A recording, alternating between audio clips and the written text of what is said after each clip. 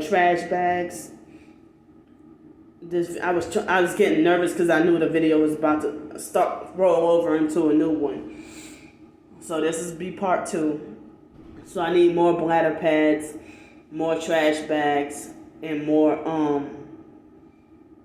what else? Bladder pads, trash bags, and rubbing alcohol. And I need to go to my storage unit anyway.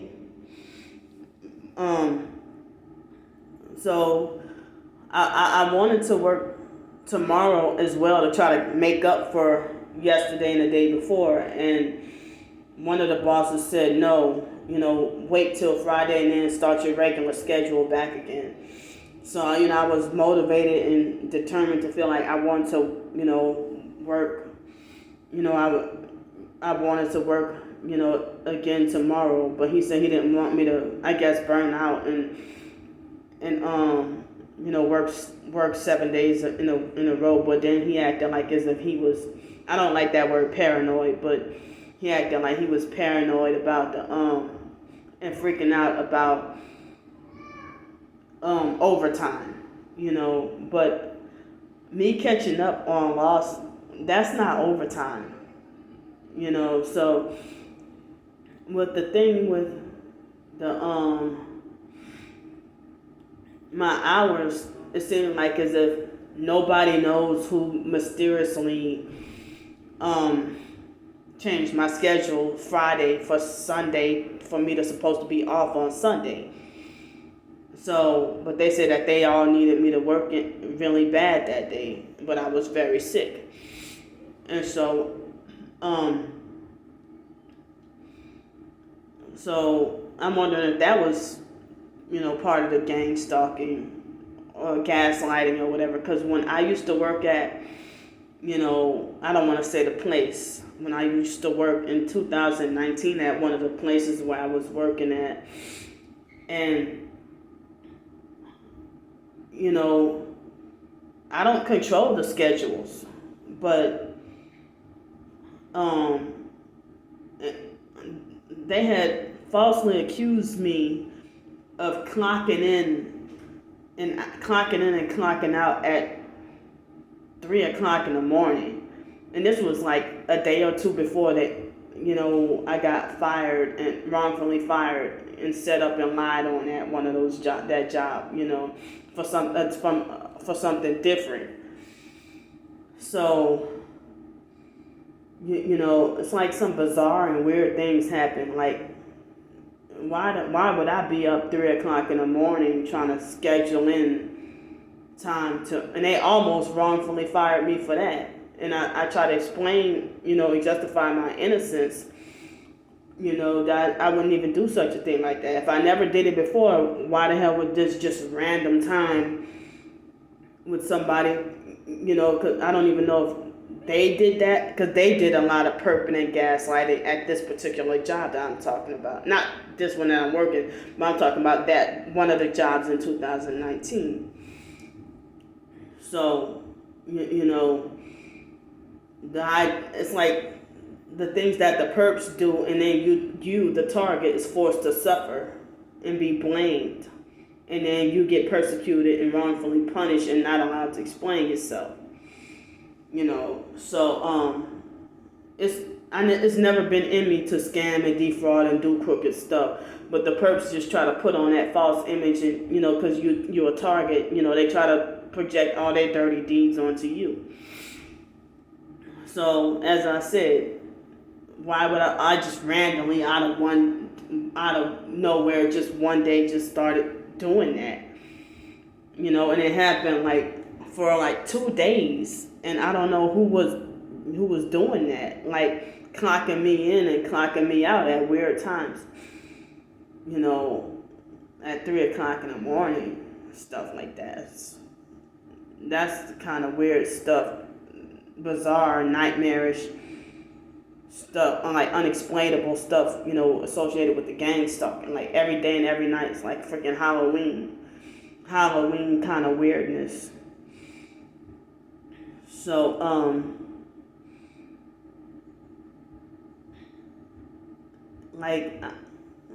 so when I asked one of the bosses about, the scheduling thing today, he made it like, oh, it was just a glitch.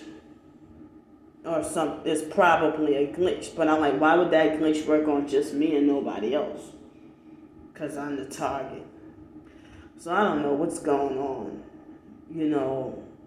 Some funny stuff, But I see like some subtle gaslighting and perping and stuff. Not from, only from a few people,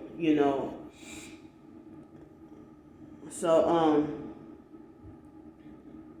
it's like, I feel like I want to try to stick with this job. I don't like I don't feel like I want to quit or get rid of the job and stuff like that. I feel like I want to stick with it. But my sleep deprivation early this morning before I came in, I was irritable and moody, and I felt like I wanted to. I wasn't going to, but I felt like I wanted to quit or felt like, oh, it's overwhelming, it's too much, because I was sleep deprived. And I'm still sleep deprived, But, I'm glad to reap the fruits of my labor, and be rewarded, get my paycheck. And it helped me feel better, and it helped me feel like more on the goal, on my way towards independence. So I won't have to panhandle or beg or have to ask for money or feel like a burden to anybody. And as I said, I thought I felt hopeful enough to try to at least look for a place where I can get me some, like, a room for rent or some housing, some kind of place, But I don't even know. I'm still just trying to figure stuff out. But I don't know if I will go to my storage unit tomorrow, but I need to so badly. I need to for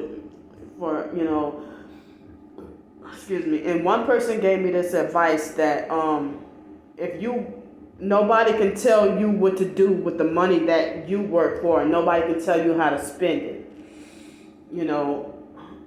If you work for it, you owe nobody anything. Because basically how you spend your SSI and Social Security or government benefits, that's pretty much controlled, kind of, And so, also, if you don't, if you're on Section 8 or you got food stamps, how you spend that is pretty much controlled. You can only spend your food stamps on certain things. But if you work for your money, you ain't got,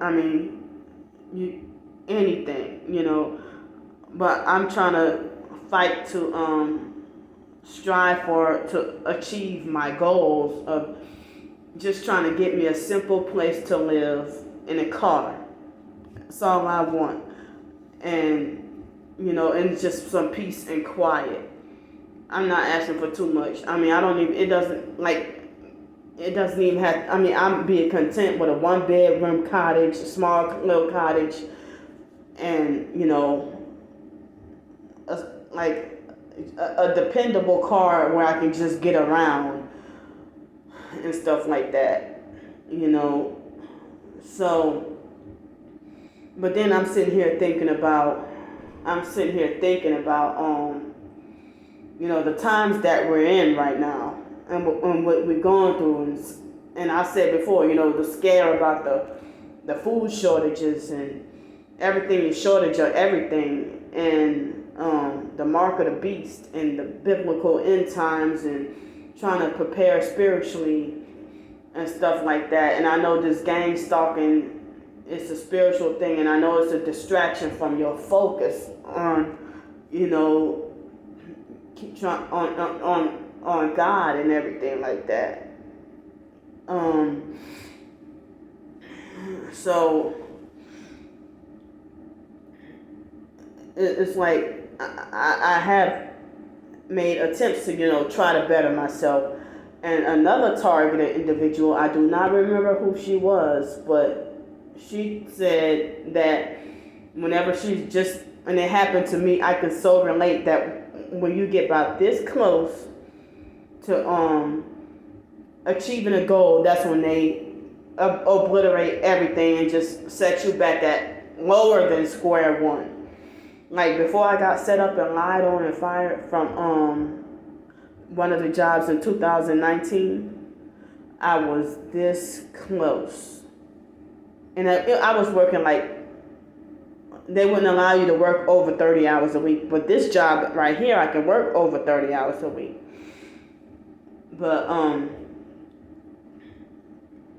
you know, it's like that job, you know, so I just, hold on, what am I trying to say? I was very close to almost about to have just enough money to be able to get me a $500 apartment. That was, I don't want to say the location, but you know, I think it was $500 or $600 a month, and I almost could have made the 3.5 times the rent, you know. So opening doors, as I said, what are they there for? And they're supposed to be a Christian organization, and they don't seem like they're actively trying to help you. And then they refer you to Catholic Charities, and Catholic Charities just put you up in a hotel for a week. But, you know, I'm trying to look for a solution, you know, to my situation. And I've been blacklisted, you know, from employment and a place to live. And to hear nobody want to hire you for a job, or nobody want to rent to you for an apartment or a house or something, you know.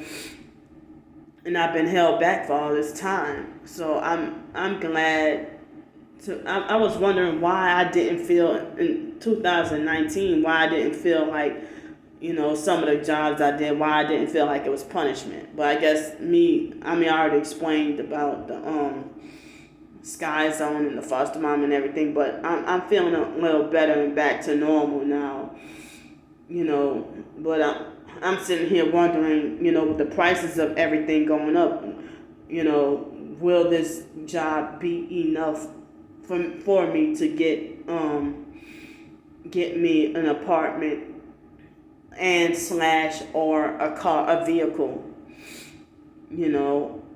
So Ticket to Work program, I still have not got to find an agency to help me out, you know, but I'm gonna keep trying. So it's supposed to rain all day tomorrow, but I need to get to my storage unit. If I don't get to, and I want to switch out my clothes too, and I need to do laundry again. And with my sleeping bag, it would cost like almost $10 to wash and dry the sleeping bag. But, you know, to buy a new one, that would be $19 plus tax. But, you know, it's like half the price to go to the laundromat and get it washed. But I also have some other clothes I need to get washed, and I need to switch this out for some other clothes, you know. So it'll be overwhelming, you know, for me to have to take a cab and then go to my storage unit, and then I'll have to, in order to save cab fare, to walk to and from the laundromat, and then being perked while, you know, going through all that. And I might have to deal with, I mean, I don't know if I'll go, you know, tomorrow. But these clothes right here, they don't stink. I guess I'll take a bath and then put the same clothes back on. But, you know, I wash my underclothes and stuff like that. But I know I need to change clothes and stuff too. And I just need to clean and wash everything. Everything just, it's hard to get around and kind of inconvenient with a lot of different things, you know. So, as I said, I'm just trying to fight to better myself. And the perps don't want to see that. They want you to die. They don't want you to better yourself because they think you don't deserve it. And so they don't want you with success, and they try to set you up to fail and then blame you and say that nobody's fault but your own. So, I thought that if I would look for some housing, then it can be the end of the hotels and everything. But everything's just so hard, And so I'm going to get off here for now, and it's about time. Yeah, it's 7:32. So I got to go get me some dinner to eat, and then, go to my homeless sleep spot. I hope it ain't raining. And then, I'll see y'all later. I might end up having to, be filming whatever perping that I got, or gang stalking or whatever, So I'll see y'all later. Bye.